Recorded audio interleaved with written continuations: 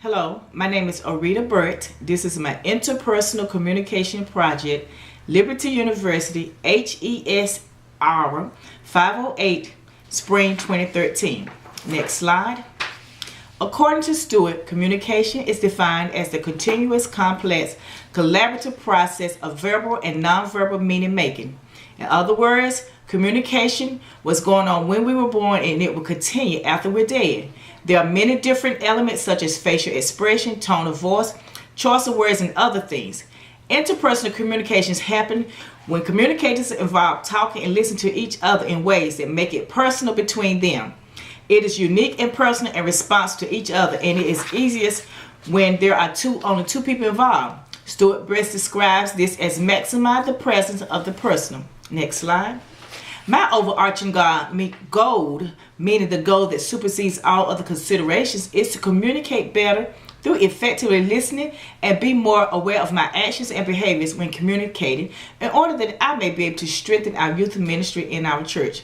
Burley and Allen 1995 lets us know that effective listening involves not only tuning into others, but tuning into ourselves. Listening carefully to what we say and how we say it can teach us immense amount about ourselves. I also see the need for me to take time getting to know people so that I can avoid false assumptions. The Bible states, "Judge not, that ye be not judged," Matthew 7:1. Next slide.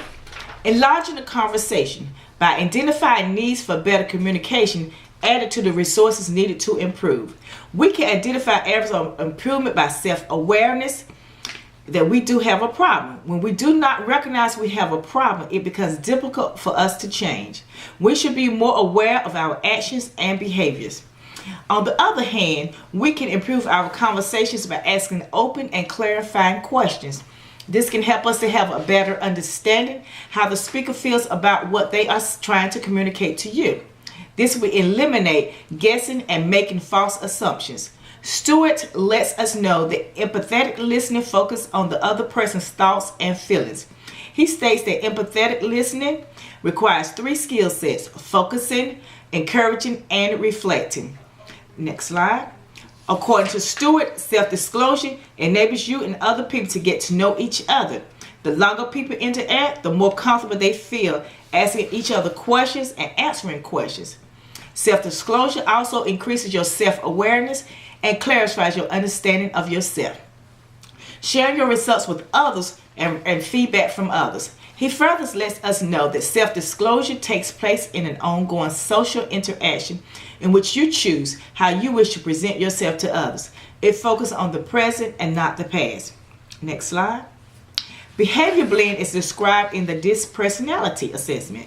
There are 4 types of behavior: D, I, S, and C. They are blended to create a unique personality for every individual. D, active and task-oriented.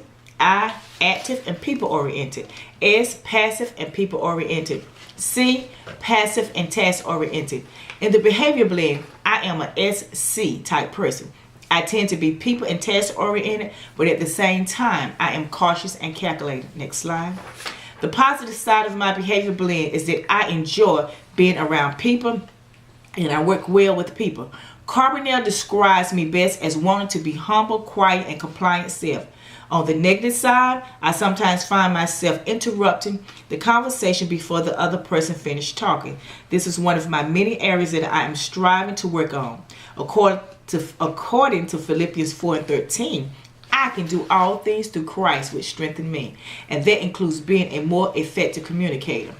And then another negative influence is easily to be overwhelmed by becoming so deeply involved.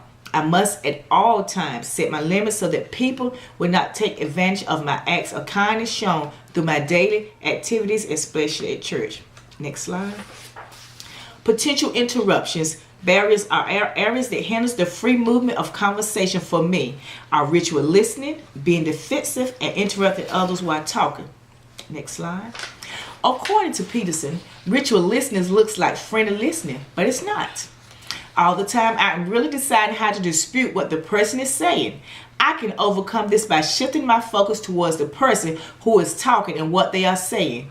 taking in what they are saying so that when they finish talking, I can deliver back to them what they have just said. This shows forth respect for the talker so that when it is my turn to talk, I am treated the same way. Next slide. Another barrier is being defensive, such as having my guard up, ready to defend myself no matter what the talker is saying. I can overcome this by listening empathetically. Burley and Allen, 1995, states in his book that many people have found the empathetic approach to listening to be a powerful tool for improving their people skills. I can see where this would be very beneficial to me in working in my church as a youth leader. I am encouraged to act positive and think positive thoughts as much as I can, because thinking healthy and creative thoughts can have a positive impact on my emotional system and my actions. Next slide. My last barrier is interrupting others while they are talking, which can be just like diving in the water and you splash water over everything. Interruption messes up everything. I can overcome this barrier by slowing down and giving the talker an opportunity to finish your statement or statements. This in return will show the talker that you respect what they are saying, and they in return will respect what you are saying. Next slide. According to Burley and Allen, noise pollution are factors that influence us to be distracted from listening effectively at level 1. The internal factors include hearing what you want to hear and tuning out what is really being communicated. Next, we have biased listening when we label the information being said ahead of time as unimportant. We also have emotions and fatigue as internal factors.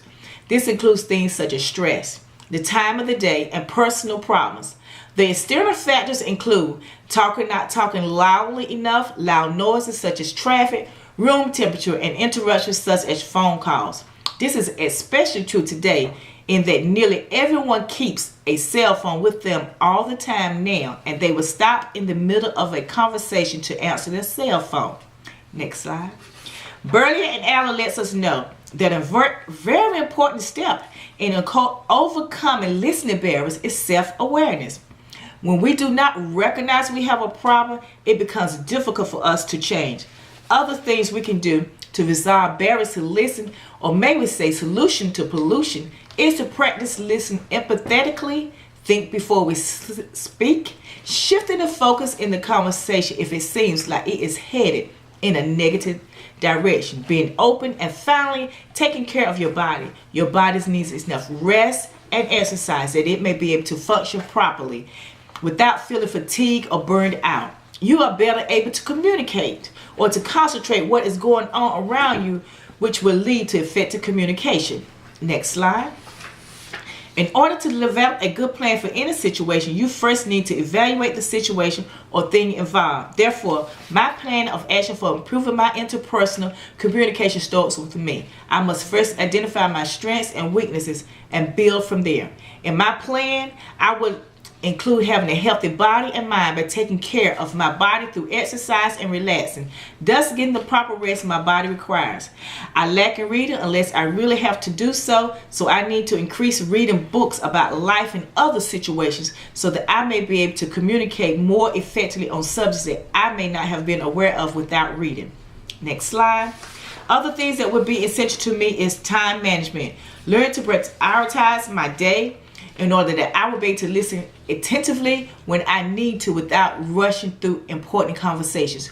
Respect others in what they are saying by listening with focus, and in return they will respect me when I'm speaking. Matthew 7:1 says, "Judge not that ye be not judged." I want to respect people without them having to pretend to be someone else when they are around me. Finally, but not the least important, my plan must include prayer. I am a believer that without God, the center of my life, I am not able to accomplish anything. But according to Philippians 4:13, I can do all things through Christ, which strengthens me.